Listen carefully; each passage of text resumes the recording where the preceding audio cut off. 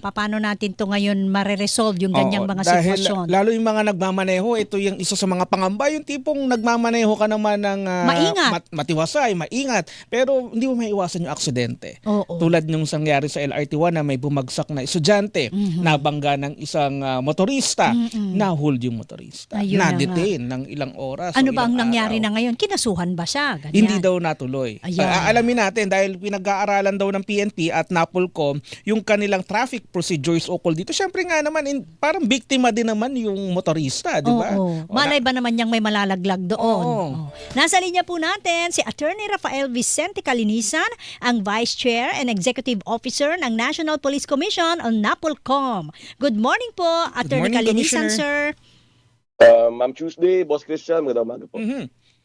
Oo. Sige, sir, una muna, sinimula na ng PNP at NAPOLCOM yung review. Gusto lang namin malaman, bilang isa ring nagmamaneho sa kalsada, ano yung mga plano nating baguhin? At nakikita natin na parang hindi na yata akma sa mga panahon na ito. Siguro, let's put it in context first. Yung review namin started prior dun sa tumalon sa LRT. Alright. So, may insidente, tayo naman, lahat tayo nagdadrive. Oo. Karamihan sa atin, nasa kalsada. Meron mga insidente before na minsan napag-uusapan namin, open dialogue kami ng PNP napag-uusapan namin minsan na nababangga yung ibang mga kotse habang nakahinto, binabangga sa likod. Minsan, motor ang bumabangga sa likod, Mamatay. tapos namamatay yung driver ng motor. Minsan Pero yung nakaparadang nasa truck. harapan, inaaresto rin. At dahil sa amin namatay. I really find that absurd. Kasi nakahinto na nga eh. Nakahinto na yung kotse sa harapan, pinangga ka ng lasing na nakamotor sa likod, tapos namatay yung nagmomotor, kasalanan pa rin nung pinangga. Kaya nga. There's something wrong somewhere. So, dun yung premise ng dialogue namin. That was what, two months ago? Nung sinimulan naming repasuhin yung traffic manual ng PNP. And, yes ma'am. Yes, ma'am. Yes, sir. So, 2 months ago po yun, sir. So, ano na ang development doon sa pagre-review po ninyo? Katulad po nito ngayon. Mayroon na namang another incident na ibang sitwasyon naman. Pero halos ganun din na yung motorista kailangan ding papag-explainin o papagpaliwanagin at ano ba, kakasuhan ba siya o hindi? So, ano na po ang development doon sa review na yan? Una nga ako, siguro ko, let's put it in context also, no? Ako po 7 na buwan pa lang na pinuno ng NAPOLCOM. At itong problemang ito ay dekada na. So, napansin ho natin ito at isa po ito sa mga inaayos ho natin sa ating pagkakaluklok dyan sa NAPOLCOM bilang commissioner. So, bigyan niyo pa po kami ng konti pang panahon, pero at least identified na ho namin kung ano yung problema. Actually, wala naman sa manual na arestuhin eh. Opo. Ang nakalagay sa manual apprehend para maimbestigahan. Pag inimbestigahan na, not necessarily naman na kailangan mong arestuhin. Pero dahil sa may namatay, madalas yung ating mga commanders or police officers takot na makasuhan ng grave misconduct o kaya grave negligence dahil sa pinakawalan nila yung isang Motorista. partido dun sa insidenteng may namatay. Pero, So Commissioner, ang nangyayari, kadalasan dinadala nila ito sa inquest para yung inquest prosecutor, ang bahala magdesisyon. yung DOJ ang siya magsasabi na may kasalanan o wala. Oo. I think Parang dapat ano pa lang sa nun, on the diba? ground, Oo. doon pa lang nasasala na eh. Pero So, Commissioner, ang pinag-uusapan namin ngayon is how to control that discretion. Yes. May discretion pero hindi naman yung ganong klaseng full discretion to the point na yung implementation of the law would be very, very case-to-case basis. Medyo yun ngayon yung point of contention na pinag-uusapan namin. Kasi kung sakasakali, there will be multiple interpretations. So kailangan bisigi pa paano their standardized approaches in these cases. Oo, ayun nga. Commissioner, para lang maintindihan ng mga motorista na nagmamaneho ngayon sa kanilang mga sasakyan, pag nasangkot sila sa ganyang aksidente, ano yung SOP? Dahil malamang iba-iba yung interpretasyon ng ating mga presinto. Yun nga ho kailangan pong meron po mga first responder doon, tapos kayo po talaga ay dadalhin sa presinto para imbestigahan. Yung po sa investigasyon, doon po yung ano ba to? Doon yung konting concern Meron Oo. pwedeng i-inquest, kumbaga kakasuhan kayo at bahala na si prosecutor kung anong gagawin sa inyo.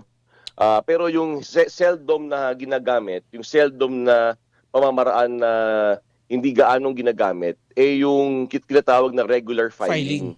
Pwede naman kasi yung regular filing kapag wala naman talagang negligence Oo. So papakawalan mo, tapos sa kanilang kakasuhan, pero nakakawala siya. Hindi siya automatic na ikukulong. kinasuhan at inaresto. Oo, If you know what I'm trying to say. lalo Okay. nga So, may mga CCTV. to be more, to be clear, yung isang option ay arestuhin at dalhin agad sa prosecutor, at tawag doon na inquest. Yung pangalawang option ay ipakawalan at kasuhan ng regular filing na lang kapag hindi malinaw yung ebidensya o wala namang negligence na tinatawag. Okay. Sa Tagalog, wala naman nakalagay na kailangang arestuhin. So yun yung kailangan na klaruhin, yun yung kailangan na maayos na nakalagay sa ating magiging bagong manual para magabayan ang ating kapulisan.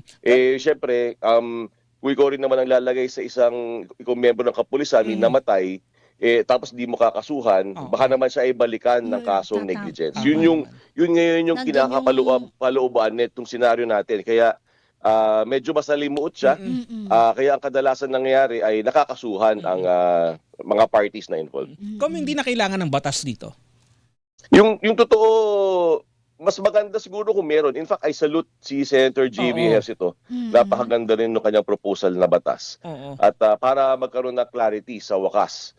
Pero kung totoo lang din, kung maayos natin yung manual natin at panindigan natin yung manual natin, pwede na rin natin ma-solve ito sa earliest possible time. Pero we welcome it at we are thankful for the good senator for his proposal. So kung nakikinig man si Senator JV, maraming salamat po Senator JV. While we are waiting for the passage of that law, gagawin po namin aming makakaya dito sa NAPOLCOM para ayusin po ang police manual. Kasi bukod dyan, parang last week yung sa Pasay, yung tourist bus driver, nabangga niya yung suspect na tumakas. Namatay din. Yun yung mga pagkakataon na hindi ganong klaro. Ito yung kailangan ng imbestigahan, quote-unquote. Kasi, di ba, napanood ko yun may isang hinuli ng pulis, tumakas, nakaposas pa, tumakbo sa kalsada, nabangga ng tourist bus. Nabangga. So, hindi ganun ka-obvious yun. Hindi ganun ka-obvious. So, kailangan talaga imbestigahan yun. Masalimuot talaga. Doon, maintindihan ko yung police na medyo they will take time to investigate. So, ang point natin dito is, kung mga klarong pagkakataon na wala naman talagang negligence, like for example, tumalon sa LRT, bumagsak. o binangga ka sa likod, nakahinto ka, stoplight, di ba? At may mga dashcam, di ba? Hindi na dapat siguro kasuhan yan. Wala naman sa manual in the first place. Yung mga nakaparadang truck na bangga ng motor na lasing, namatay. Pero yung nakaparadang truck, hindi rin yun kasi ba't ka nakaparada sa kalsada? Illegal. Bawal. O bawal yun in the first place. Ang pinag-uusapan dito, meron ka bang negligence o wala? Ayun. Kaya nga walang negligence yung tumalon dun sa LRT, yung nakabangga He's driving peacefully dun sa kalsada, bigla na lang may dumating at sumalpak sa Hindi ka ibabaw mo na galing sa langit. Oo. Ano ba naman mali mo may taong mga galing sa langit? Ayun So kahit na nga. anong careful ka mag-drive, mangyayari yun. kahit You cannot avoid it. Ayun. Pero yung mga nagpark ka sa kalsada, binangga ka, kasalanan mo yun kasi Bawal ka hindi ka dun naman dapat dapat. nagpa-park sa kalsada Exactly. So, Yun ang point ko, Yung mga ganong klaseng instances, may yun yung mga dahilan, di ba? klaro. Tama. Pero for example, nasa traffic light ka, nakahinto ka, nanahimik ka, biglang binangga ka sa likod, yun yung mga dapat hindi na kinakasuhan. Kahit merong namatay man doon, si nakamotor, namatay, hindi na dapat kinakasuhan yun. Ayun. Yung walang clear chance na hindi mo talaga maiiwasan. Ano? Oo, kasi ang wala kang sukatan malay yan, ang tawag kasi sa kasong fina-file, reckless imprudence Paano? resulting to homicide. Paano nga naman naging Ano reckless bang yun? Tagalog nun? Ikaw ay nagpabaya sa pagmamaneho, kaya may namatay. Yun yung Tama. Tagalog nung sinabi ko. Hindi ka naman ang tanong, nagpabaya. Oo nga, hindi naman nagpabaya eh. Paano Mm-mm. nagpabaya? Nagdadrive ka lang, may nalaglag na tao sa galing sa langit. Oo.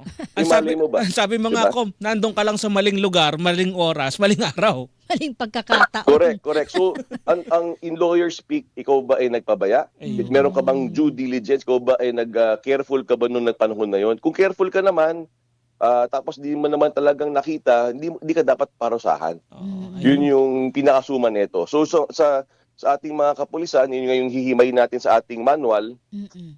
we will make sure that the manual is clear para mas madaling ma-interpret ng ating policemen on the ground. Yes. Yun nga lang, yung current manual as it is stated, maybe it's not exactly clear at yung kanyang default, ang policeman's default is to arrest, to bring it to the prosecutor's office. Okay. Ayun. So yan lang muna sa ngayon. Commissioner Kalinisan, sir, babalitaan nyo kami kapag may development na doon sa review po ninyo. Ano po? Opo, pero siguro reassurance sa taong bayan na yung National Police Commission natin ay nagtatrabaho. Ramdam natin at sensitibo tayo sa pangangailangan ng taong bayan. Happy rin ako na ating Chief PNP ay reform-oriented. So yung NAPOLCOM ngayon at ang PNP ay nagkakasundo at nagkakaintindihan. At we will provide the best service to our fellow men. Ayun. Ayun. Salamat, Marami sir. pong salamat si Attorney Maraming salamat Rafael Vicente Kalinisan, ang Vice Chair and Executive Officer ng NAPOLCOM.